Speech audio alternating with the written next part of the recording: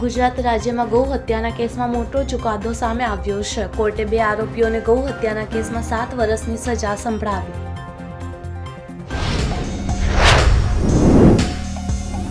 Corona કાળમાં સૌરાષ્ટ્રના 4 ગામોમાં મોટી સંખ્યામાં લગ્નોની નોંધણી થઈ છે. વિચિત્રતા એ છે કે આ ગામોની કુલ વસ્તી નથી એના કરતાં વધારે મોટી સંખ્યામાં લગ્નોની નોંધણી થઈ છે.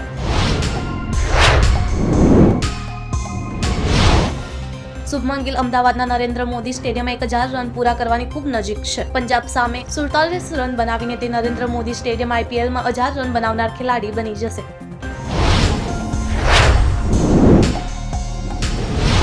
અમદાવાદ એરપોર્ટ પરથી એર ઇન્ટેલિજન્સ યુનિટે સોનાની દાણચોરીનો પર્દાફાશ કર્યો છે, જેમાં 2 શખ્સો પાસેથી 2,76,00,000ની કિંમતનું સોનું ઝડપી પાડ્યું છે.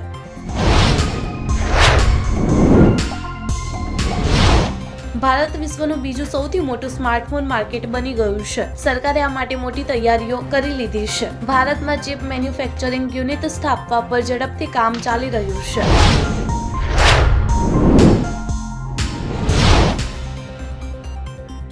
આજે મંગળવારે સપ્તાહના બીજા દિવસે સેન્સેક્સમાં 800 પોઈન્ટનો ઘટાડો જોવા મળ્યો હતો.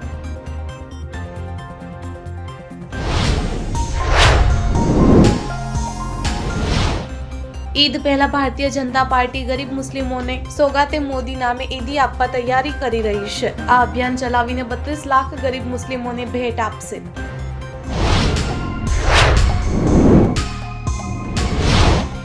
ટીવી સિરિયલ ભાભીજી ઘર પર હે ફેમ લેખક મનોજ સંતોષીનું નિધન થયું છે. અભિનેત્રી શિલ્પા શિંદે આ મૃત્યુ માટે હોસ્પિટલ અને ડોક્ટરોને જવાબદાર ઠેરવ્યા છે.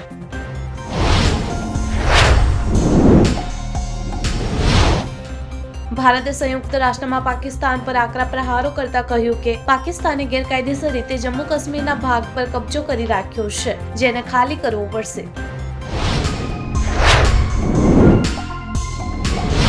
પંતને IPL 2025માં પોતાની પહેલી જ મેચમાં હારનો સામનો કરવો પડ્યો હતો.